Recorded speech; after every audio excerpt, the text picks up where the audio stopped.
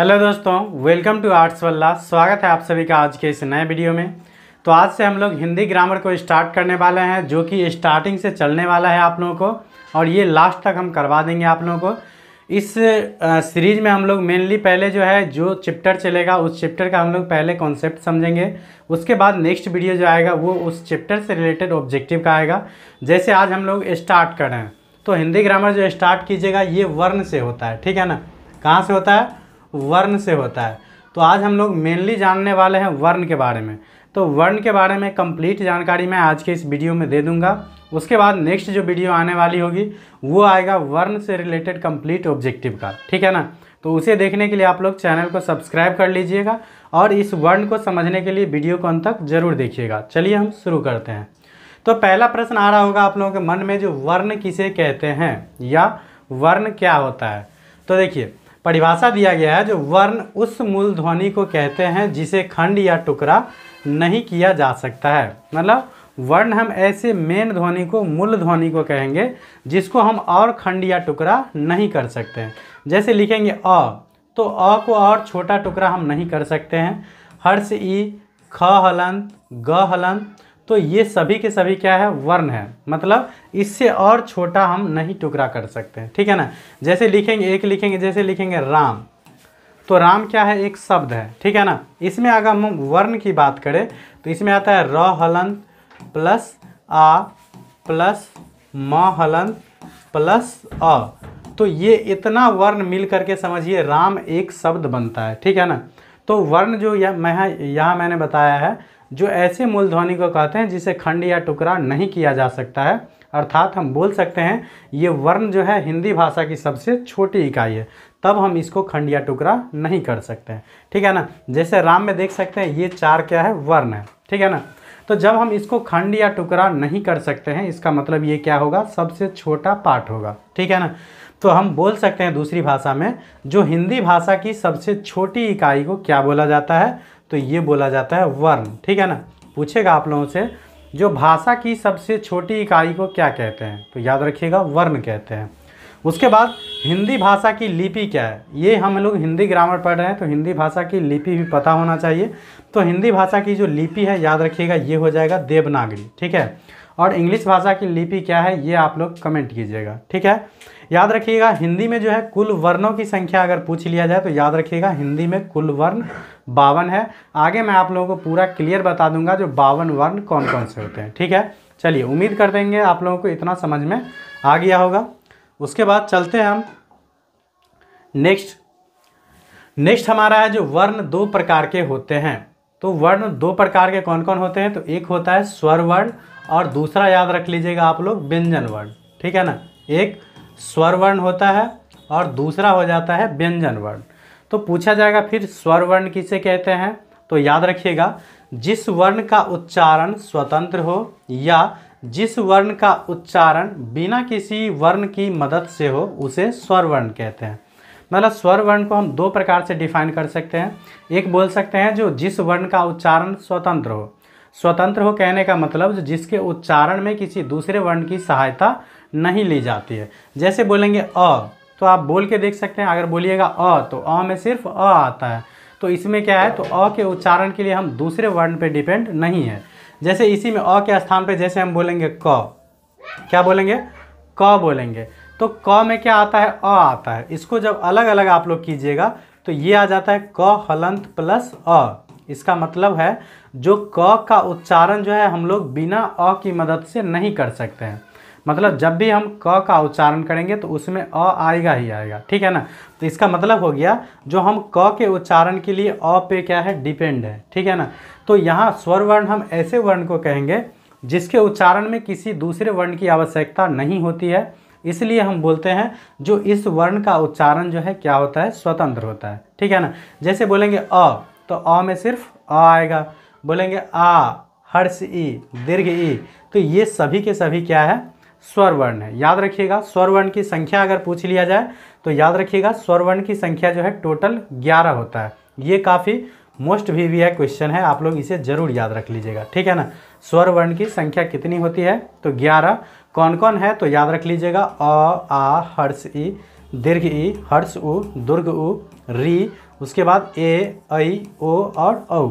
इस प्रकार से ये टोटल आप लोग काउंट कीजिएगा तो कितना आता है 11। तो ये स्वर वर्ण की संख्या आप लोग समझ गए होंगे। उसके बाद नेक्स्ट बात करें, स्वर वर्ण के बाद आता है व्यंजन वर्ण के, ठीक है ना। तो व्यंजन वर्ण किसे कहेंगे, तो जिस प्रकार से स्वर वर्ण का उच्चारण क्या था, स्वतंत्र था, अर्थात उस वर्ण के उच्चारण में जो है किसी दूसरे वर्ण की आवश्यकता नहीं होती थी। तो याद रखिएगा व्यंजन वर्ण ठीक उसके उल्टा है। स्वर वर्ण के उच्चारण में किसी दूसरे वर्ण की सहायता नहीं ली जाती है, तो इस वर्ण के उच्चारण में जो है याद रखिएगा स्वर वर्ण की मदद से हो, मतलब जिस वर्ण के उच्चारण में हम लोग स्वर वर्ण की सहायता लेते हैं उसे बोलेंगे व्यंजन वर्ण। या हम बोल सकते हैं जो व्यंजन वर्ण की उच्चारण में जो है स्वर वर्ण की आवश्यकता होती है। जैसे देखिए बोलेंगे क, तो अभी जस्ट मैंने बताया जो क हलंत प्लस अ, तो यहाँ अ क्या है, तो यहाँ अ है स्वर, ठीक है ना। इस प्रकार हम बोल सकते हैं जो क के उच्चारण में स्वर की आवश्यकता होती है, तो जिस वर्ण के उच्चारण में जो है स्वर वर्ण की सहायता ली जाती है उसे हम लोग बोलेंगे व्यंजन वर्ण, ठीक है। तो जैसे हो गया क, ख, ग, घ, च, छ, ट, ठ, त, थ, जो भी हम लोग बोलेंगे ये सभी के सभी क्या है व्यंजन वर्ण है, ठीक है।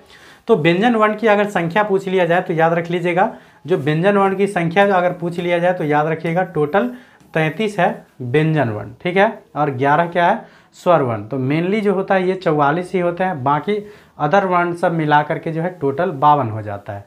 तो याद रखिएगा ये हो गया आप लोगों को व्यंजन वर्ण। चलिए उसके बाद है जो व्यंजन वर्ण के कितने प्रकार होते हैं, पूछिएगा व्यंजन वर्ण के कितने प्रकार होते हैं। तो व्यंजन वर्ण जो है याद रखिएगा ये 3 प्रकार के होते हैं। पहला का नाम हो गया स्पर्श व्यंजन, दूसरा हो गया अंतःस्थ व्यंजन और तीसरा हो गया उष्ण या उष्म व्यंजन, ठीक है। पूछ लिया जाएगा कभी जो स्पर्श व्यंजन की संख्या कितनी होती है, तो याद रखिएगा स्पर्श व्यंजन की संख्या जो है ये 25 है। पूछिएगा कौन कौन, तो याद रखिएगा क वर्ग, च वर्ग, ट वर्ग, त वर्ग और प वर्ग, ठीक है। जैसे बोलेंगे क वर्ग, तो क वर्ग कहने का मतलब क्या होता है, जो क, ख, ग, घ और अंग, ठीक है ना। उसी प्रकार हम अगर च वर्ग बोलेंगे तो च वर्ग कहने का मतलब च छ में जितना आता है वो सभी हो जाएगा।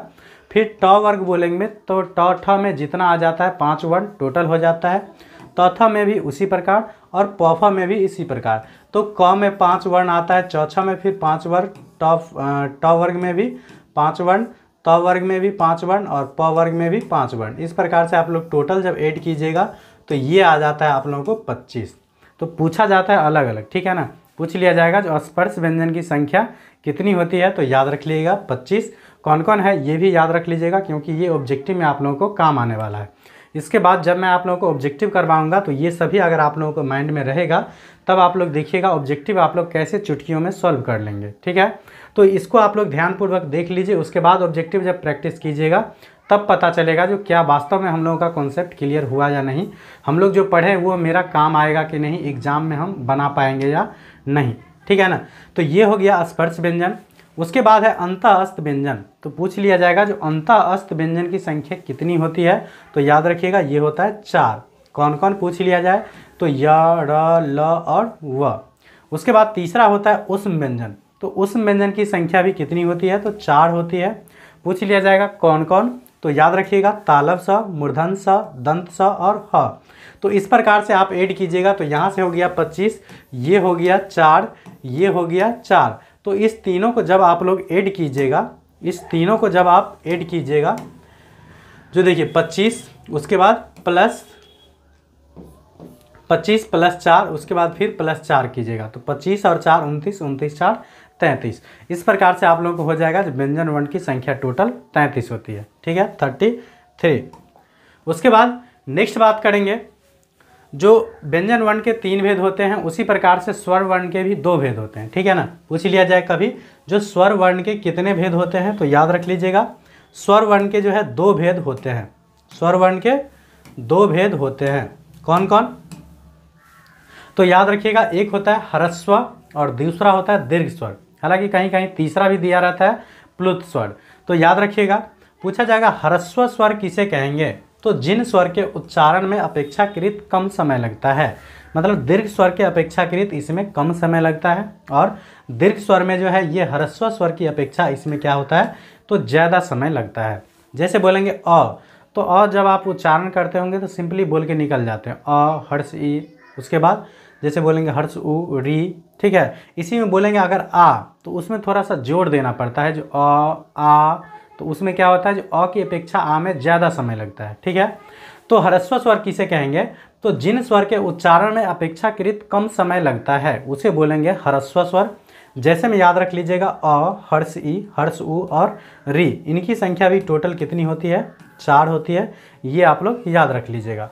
उसके बाद दीर्घ स्वर किसे कहेंगे, तो जिन स्वरों के उच्चारण में अपेक्षाकृत अधिक समय लगता है उसे हम लोग क्या बोलेंगे, तो उसे बोलेंगे दीर्घ स्वर। जैसे में याद रख लीजिएगा आ हो गया, दीर्घ ई, दीर्घ उ, ए, ऐ, ओ, औ, तो इस सब के उच्चारण में क्या होता है, तो ह्रस्व स्वर की अपेक्षा या इन स्वरों की अपेक्षा क्या होता है, तो अधिक समय लेता है, इसलिए इसको हम लोग बोलेंगे दीर्घ स्वर।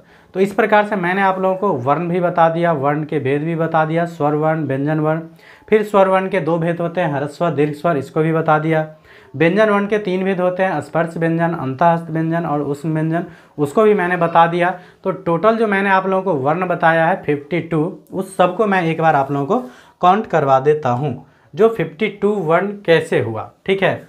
तो याद रखिएगा, स्टार्टिंग में मैंने आप लोगों को बताया था जो स्वर वर्ण की संख्या कितनी है, तो 11। कौन कौन है ये भी आप लोगों को पता होगा, एक बार फिर से रिपीट कर देता हूँ मैं, जो इसमें टोटल आ जाएगा पूरा, ठीक है ना।